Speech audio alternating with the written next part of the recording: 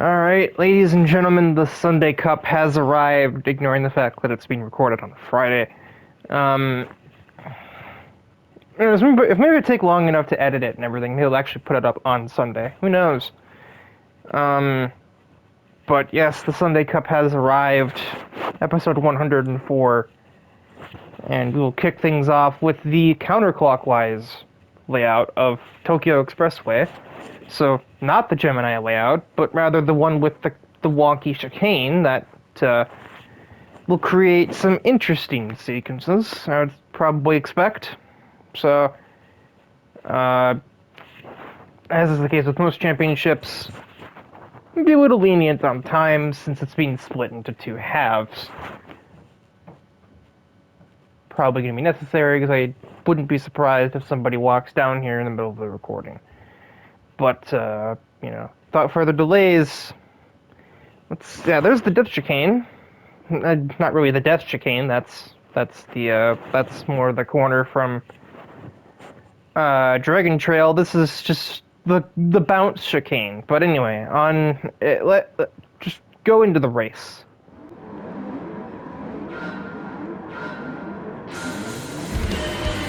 And the Sunday Cup is officially underway from Tokyo Expressway.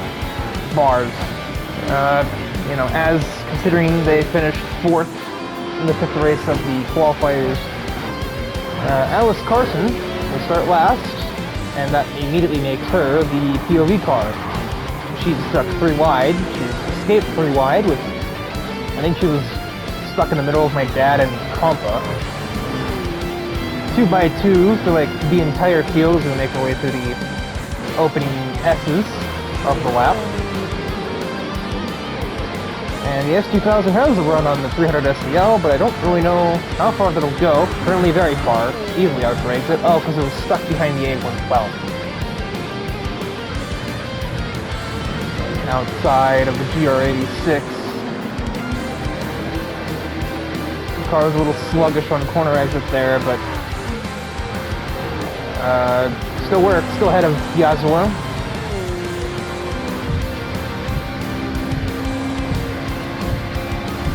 She's very brave in this high-speed section. My word. Oh, there's not a lot of space there. I don't know how she snuck the car through there. Already up into 7th, made her way up through basically 2/3 of the grid in less than a lap. Although the top 6 are pretty far away. Well, relatively speaking, considering we've only been racing for just over a minute. Logan leads us through the first running of the bounce chicane. So I guess I'm just calling it that now.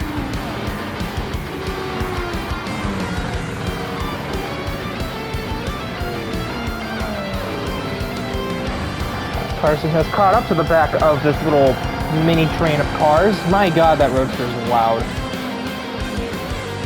Carson will look to the outside of the aforementioned roadster, but the momentum will not work out there, I don't think. Or it will. Okay, I guess color me surprised. Alice is just the master of the outside line in this race. She's made like half a dozen passes by going around the outside of another car. Nearly runs Kate Iffy right over. I think somebody even giving her a bump. Down the hill, off the expressway. The pit lane hairpin, which she brakes kind of conservatively for, losing her time to Iffy and almost getting her overtaken by the 3rd gen vet behind. But a better exit will officially put her in P4 whenever the camera decides to keep up, which, there we go.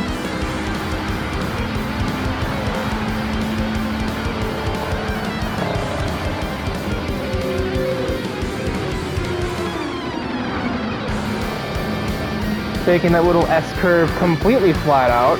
There's actually a couple of the cars that are capable of doing that, not just Alice Carson.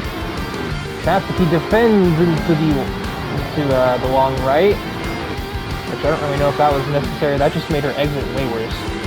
Carson's alongside. This is never going to go well. She chickens out, but gets the crossover on Natsuki on the exit. Forced Natsuki to take not a confiscated line, a compromised line. There we go, found the word. and made off like a bandit for it. Logan still leads, 2 laps in the books here.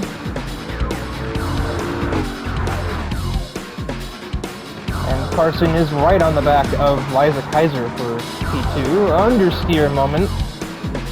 Almost finding a wall.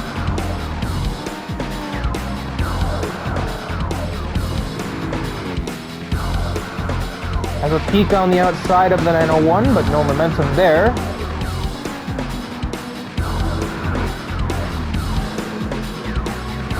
We're only halfway through this thing, by the way. This is a championship, and we are, as I mentioned, splitting the episode into 2 halves. I decided to make the races a little longer, metagaming and all of that. Thus is the decision-making of the person making the content. Longer races, because we only have 3 per episode, rather than 5.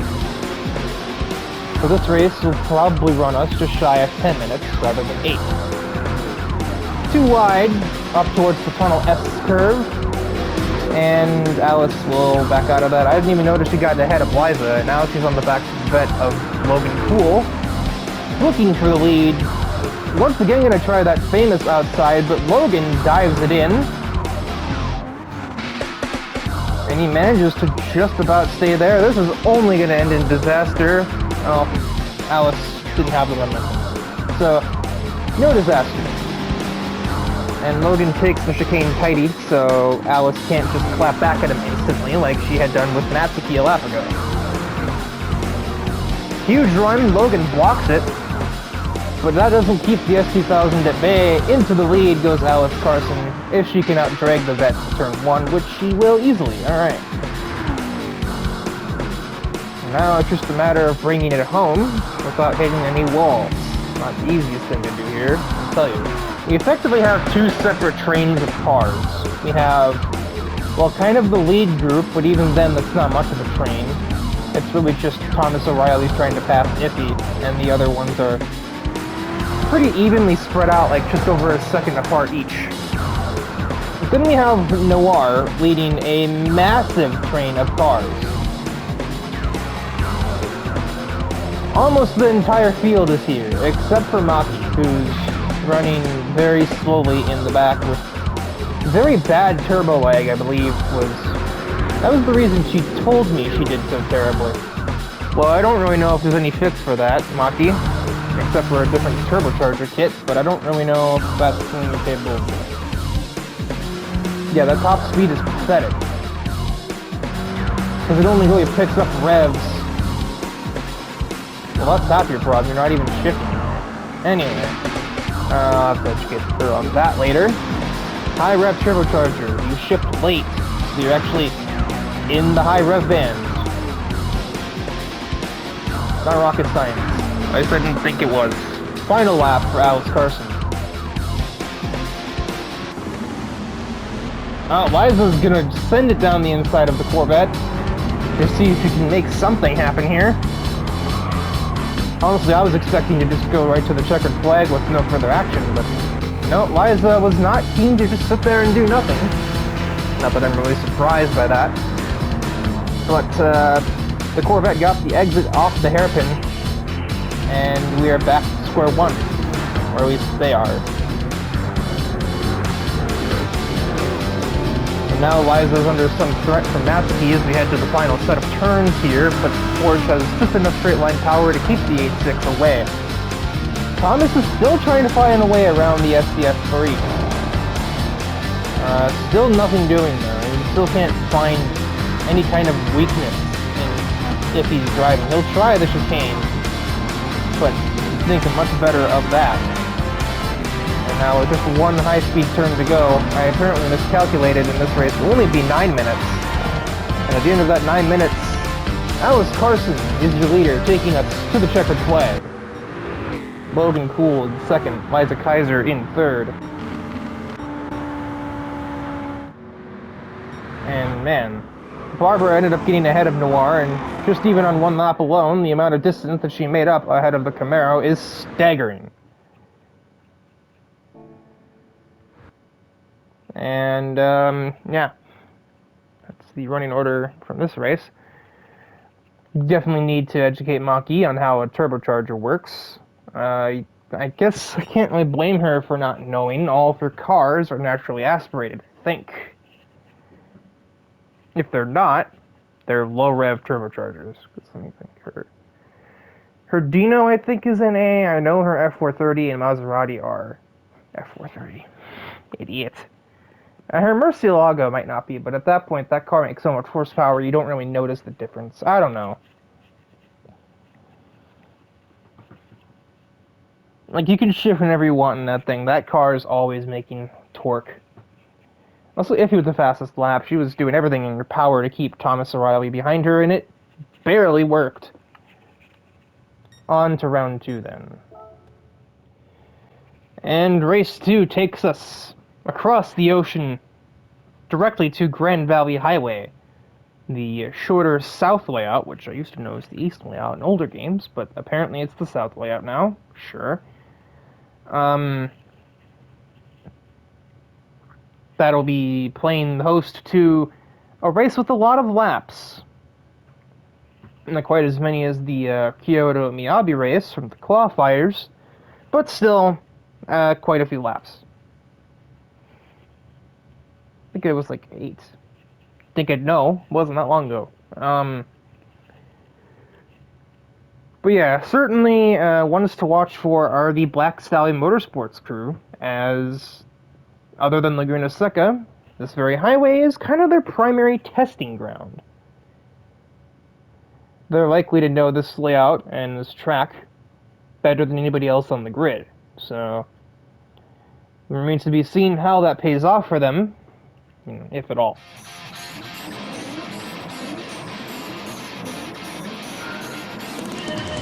Good lights. We are underway from the grandest of valleys. We are on board with one Black Stallion Motorsports driver. Siegfried Brandt's S13 started last, but immediately got ahead of the A112. Because he doesn't have turbo lag.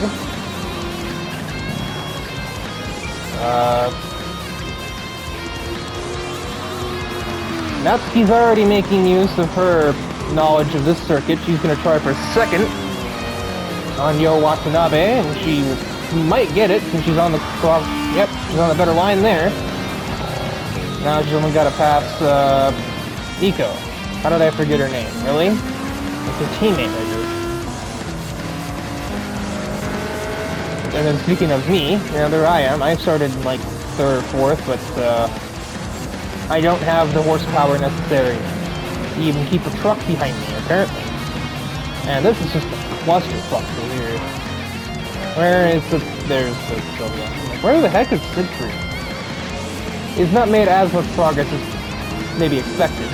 But then again, he's got plenty of time to make said progress. He's got 8 laps, so... And Logan dives into the pit lane, as do Alice Carson and Jake Scarborough. I'm not sure the source, but something tells me it's probably just the average turn 1 shenanigans that happen at most tracks. We didn't have any damaged cars at Tokyo, surprisingly, considering that location usually breeds damaged race cars, but we got lucky, I guess, but not so much today. Brandt now looking near the top 10. I mean, the top 10 is always in sight. Meanwhile, Natsuki has taken the race lead away from the other white and pink Toyota on the grid. Go figure, right? You'd think these two are friends, but not really. They don't talk at all. The Toyota 1, 2, 3, as Akira Taniguchi won in 3rd position. Very much the different eras of Toyota in play here. The 60s, 80s, and literally a couple of years ago, all counted for. The whole Taniguchi family recently getting their stuff back together after grieving the loss of their grandfather. So that was, I believe, last month. But doesn't seem to be slowing Taniguchi down too much as he gets into 2nd place ahead of the other Toyota. And Siegfried Brandt has slowly crawled his way into the top 10. He's currently fighting his teammate O'Reilly for 9th place. Got the better exit and a better line, but the Roadster does not care. It has a lot of horsepower and weighs almost nothing. Siegfried Brandt doesn't care. He's around the outside and he's still fighting with the Roadster. Yeah, if you ever needed any proof that Black Stallion Motorsports doesn't do team orders, you got it. And he's going to convert that into an overtake on Iffy as well, if he can get a good enough run through the next turn.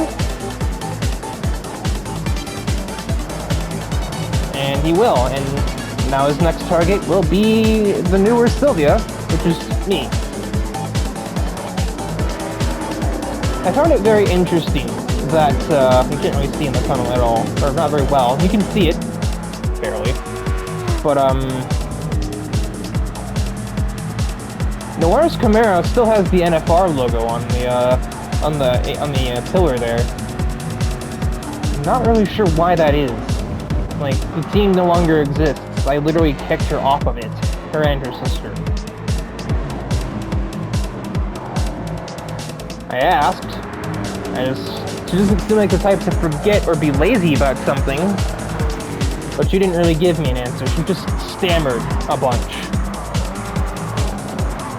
which is probably something that embarrasses her. So Brandt very sideways, trying to keep his car from running into the back of his team owners. He just about does so. And then speaking of, yeah, their teammate still leads the way. Taniguchi still keeping his headlights in view, you know, when they're in the tunnels anyway. Brandt ahead of Thrasher. The starting grid didn't do Siegfried any favors in Tokyo, so I guess this time his direct knowledge of the circuit is helping him, you know, not have that problem a second time. You may find it hard to outdrag that Camaro, but Noir has to react to Yo being in the way. They're going to split her 3 wide, and they're going to both outdrag her before we even get to the braking zone. Noir sends it on the S13, and kind of gives him a little bit of a move as well, which the horn sounded of disapproval there. He's still there with her though, and down the inside made that look simple. Probably because Noir shouldn't have been ahead of him at that moment anyway. Thrasher also gets ahead of the Focus, but gets a bit of understeer, trying to leave it any space it might need. Luckily, that truck is legally a tank, so it runs into the wall and doesn't take any real damage. Right on the back of Yazawa, but can't outbrake the 8.6, in spite of having much better speed down the front stretch, courtesy of some slipstream. Wasn't enough. I thought there was a pass for the lead about to happen, but nope, that's just depth perception not working there. Around the outside goes Siegfried. That's a bold one right there. I don't know how he made that work. In 100 years, I couldn't think of trying that, much less doing it. Taniguchi he couldn't be any closer to that Trueno. He could literally reach out and touch it.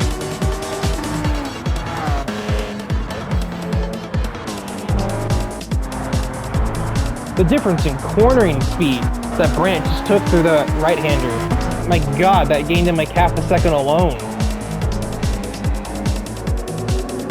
A much better exit out of the basically last real corner. But the 2000 GT has quite a bit of power. So the S13, even with that great exit, struggles to get by. He's going to have to do that in a corner, because the straightaway clearly ain't working. But he ain't going to be doing it in this corner, as Taniguchi brakes very late to keep him at bay. But Brandt is just the master of exit speed, and he'll get back alongside the 2000 GT, but still, it's not enough. What was that kind of crossover? Huh? This dude is redefining physics to try and get around Akira, and he does so. How many times has he done that? What the heck? I know they practice here. I didn't know they defy the laws of gravity here. Well, not gravity, physics. That just doesn't seem logical that you'd make a pass like that. I don't care how slow Akira is. I do cross over in the middle of a sweeper. To start the final lap, surprisingly, the 2000 GT does not have much to offer the S13 in a straight. But also surprisingly, the S13 didn't have anything to offer the Trueno on the straight either.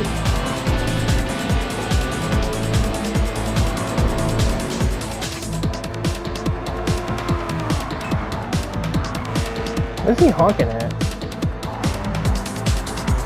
Got a panic reflex or something?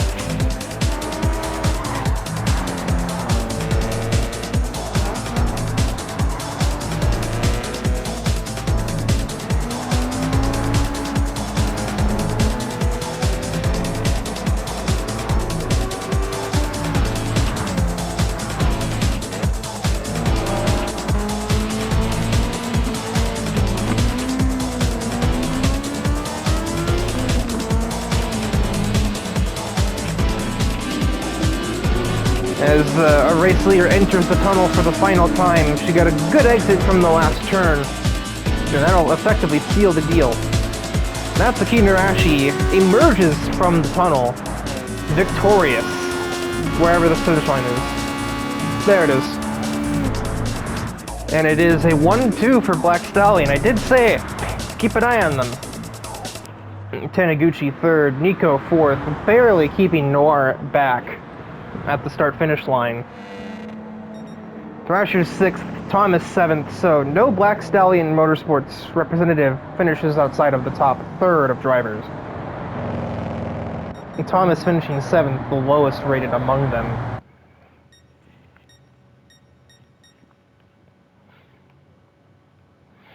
And then here we see the the three that got damage in the race, and then Maki, who's still at the time was not educated on how high RPM turbochargers work. She won't figure that out until after the championship, since I only just now noticed that she's even having that problem in the first place. Beep. But yeah, good day for Black Stallion. 1, 2, 6, 7. And yeah, the only drivers that really finished well in both races thus far are Natsuki and, to an extent, Thomas. So, at the moment, those two are the ones to watch as we head into the third race. Race 3 takes us to, after the race, will be halfway through the season, but to Laguna Seca. Sunset, so that people don't literally die of heat stroke here, like me. Even then, that's only doing so much. Yeah.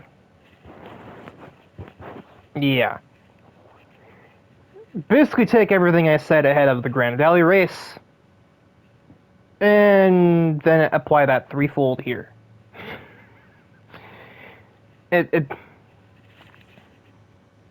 Maybe next time we should have an admin who's not in the championship select the tracks. Because, yeah. This first half is practically rigged. I mean, I selected the first track. I chose the first round at Tokyo Expressway. But I don't think Thrasher complained. And then we went to Grand Valley, and now we're here at Laguna Seca. Luckily, after this, we are out of Black Stallion practice sites, so things should be a little more in everybody else's favor going forward.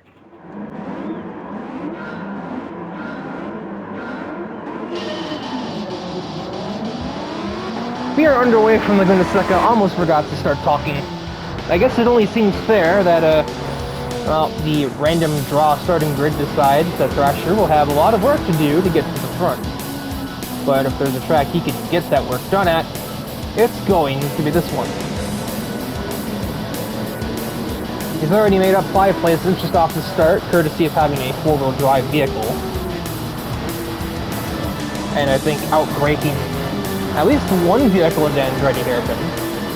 Maybe more, not sure.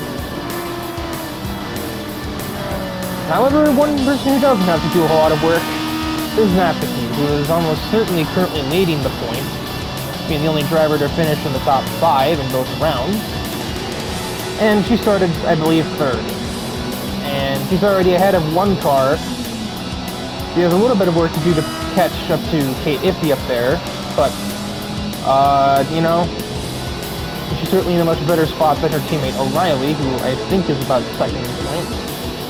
I don't know, I don't really bother with the calculations until the midway point. Thomas gets into Nico a little bit. Luckily, side-to-side contact, not the biggest thing. Thrasher's beeping at somebody, not sure who. Oh, he was sent by Ivan. Ivan himself was defending from Logan Cool, the battle of really old freaking cars back here. There's quite a few really old freaking cars in the championship, if I think about it. This might as well have passed. This could have passed as the Historic Car Cup, or the World Classic Car Cup, rather than the Sunday Cup, since Logan got damage from battling with Ivan. But yeah, there's a lot of old cars here. Compa's 70s 240Z.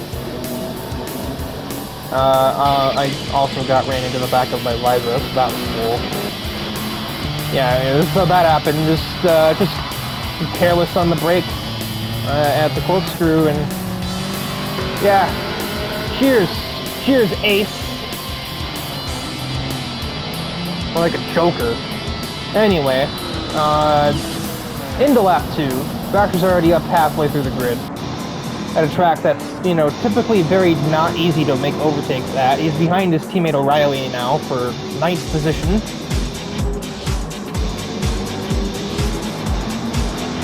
Now we got all of the Fords in one place. Focus versus F-150 versus Roadster. And, oh, we're 3 wide. What is going on? That's the 2nd time. Bet a nickel for every time Yo has been split 3 wide in the middle. I'd have 2 nickels. There's no lot, but it's kind of weird that it's happened twice, isn't it? And I'm sure she's probably had about enough of it. Around the outside, Thrasher goes around his teammate. So admittedly did kind of precious little to even keep the truck behind. I know team orders don't exist, but I imagine they're probably not fighting each other very hard either. Knowing, you know, they don't want to damage each other's cars in a championship. You know, don't end up in the back like me.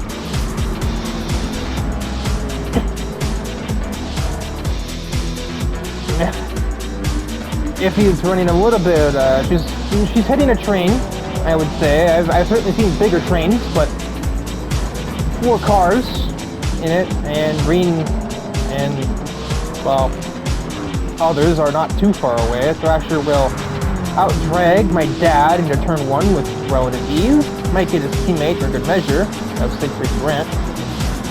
Yeah, rest assured, if there was a constructors or teams championship, oh, big understeer from the truck.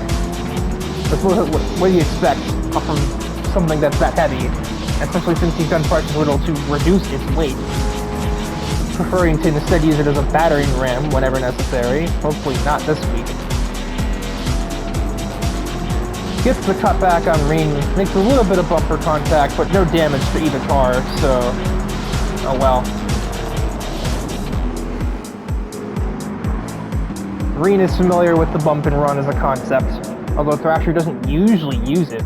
Barbara has a peek down the inside of Noir at the kink, but definitely doesn't want to do that. Here comes the F-150. Joke's on you, this thing makes a habit of destroying old Corvettes, Barbara. Although Spectre's fighting back here. Maybe a bit of a stretch. There's an actual Spectre, and it's not this.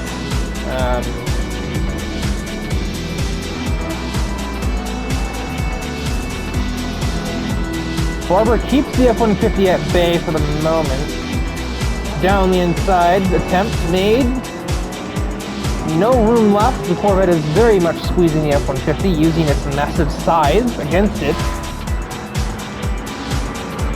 And, well, now Barbara just has a run on the Camaro. Thrasher will just follow her through. Noir has been absolutely mugged. Down the inside goes the truck. Still, not a whole lot of real estate, but it's admittedly not dirty racing per se. Thrasher could very easily do the same thing on exit, but he doesn't. He doesn't have to. He gets clear, well clear, before we even have to think about the next turn. If he's gotten away from Natsuki a little bit, and Thrasher will make a quick sneak around the outside, take second place away from the A6. Natsuki probably hopeful that Thrasher will run down the frickin' retro modern clusterfuck mobile and make things easier for her to get to second, or possibly steal the win. And therefore probably didn't put up a whole lot of resistance to the truck. And that's exactly what the truck has done. I look away for 5 seconds and he's already ahead of Iffy.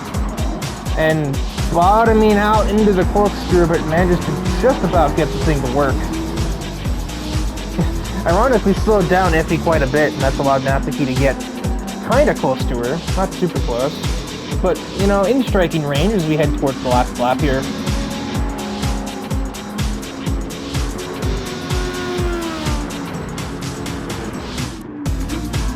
Oh, contact! Contact between second and third. Natsuki, I think, a little aggressive on the brakes, but couldn't convince herself to move to the left. Now it just got personal, I'd say. Maybe. I don't know. I don't really know much about Iffy's temperament. Maybe she's not that annoyed the final lap. She won't have to pit to fix it. Barbara's opportunistic. Or feeling so, anyway.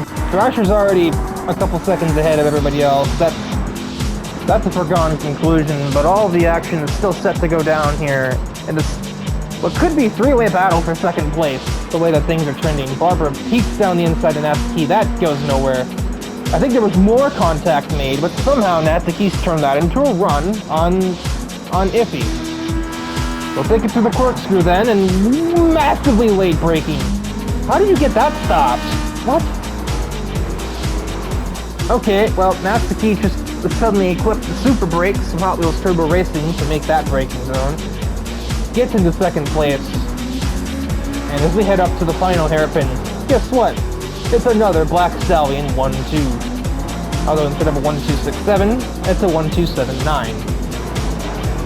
Thrasher makes his way onto the front stretch and claims the checkered flag. Natsuki immediately behind, and Iffy will just hang on to third over the Corvette. Like, adjectives be damned. Corvette. And there we have it. A race that's basically cemented our main competitors, and most of them are Black Stallion.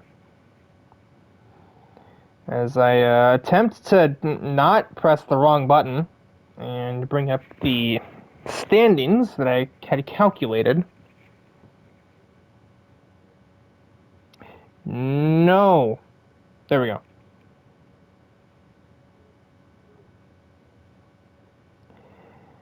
As it stands now, halfway through this championship,